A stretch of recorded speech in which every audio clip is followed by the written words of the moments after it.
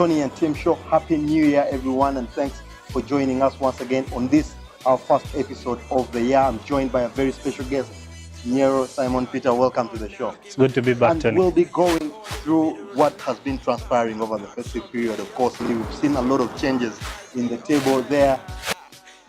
The year on top, they started leading by 7 points to 7 points clear of Manchester City, but that was cut to 4 points last night with a very, very interesting end-to-end game that we all thoroughly enjoyed. Yeah, football, this was the period, these 11 days, everyone has enjoyed good games. A lot of people complain about this period in the Premier League.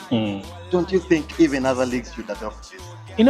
For the fans. This is what makes the Premier League interesting. How you cope in this festive period is what then everyone says this is a good team or this is a team that may not make it. And this is when we see the credentials. And also that's where the small teams now say, I think this is the period we can cause some upsets, which happen.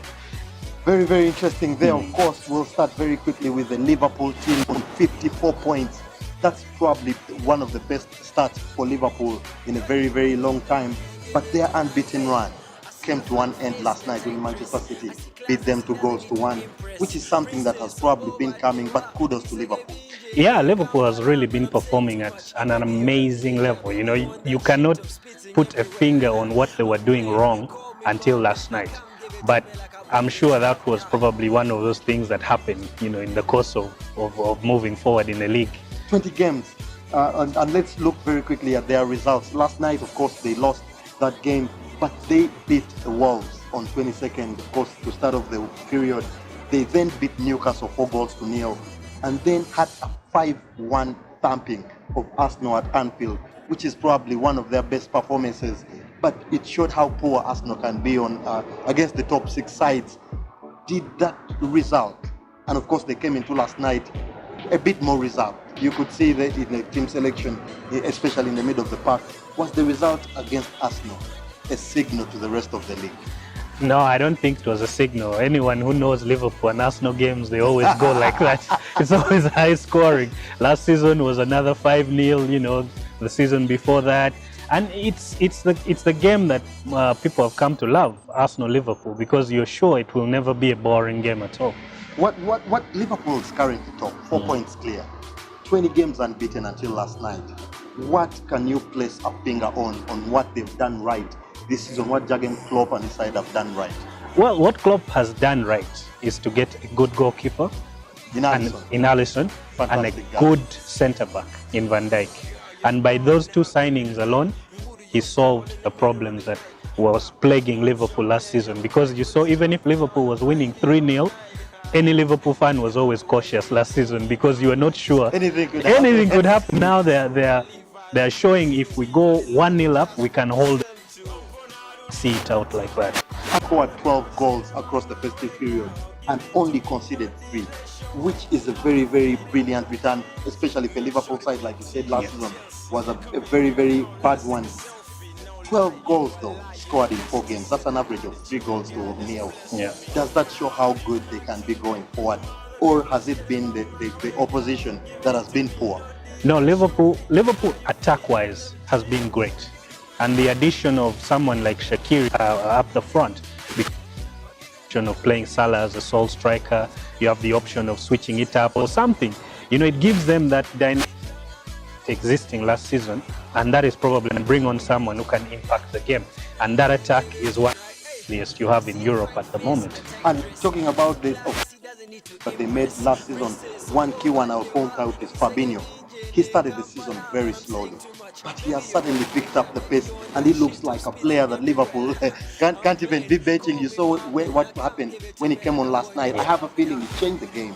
The Klopp started with a reserved approach, Henderson, Milner, and Wijnaldum. When Fabinho came into the middle of the park, Liverpool started applying some more pressure. And for me, I felt Liverpool, their biggest problem last night, they went midfield of Milner, Wijnaldum and Henderson.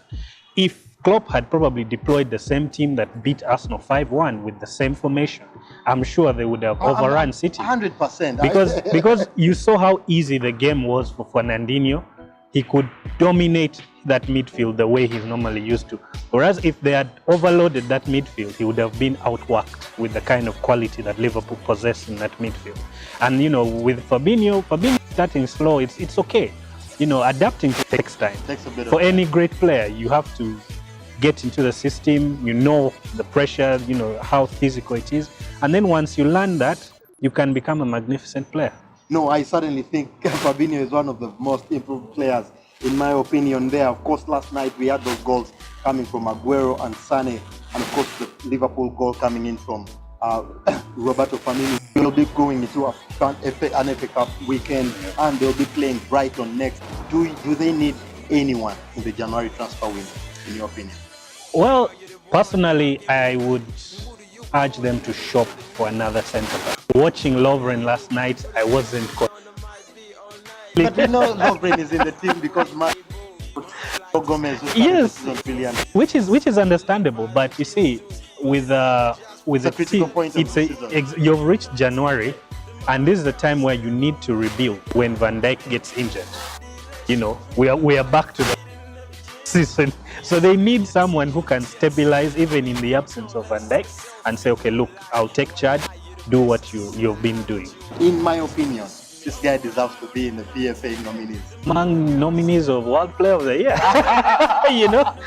At 75 million, and you've only conceded 8 goals. 8 goals until last night. That says something, Craziness. Every team would wish for such a defense, and that is the value for money that people talk about. Of course, their Klopp losing his unbeaten run last night, they still have a very, very brilliant chance. Of course, this is one of the seasons that Liverpool fans will be very, very excited about, especially with their defensive record and how good they've been going forward in the past couple of seasons. But I'm saying too much. Maybe you're a villager, maybe you're on that shit of spitting everywhere.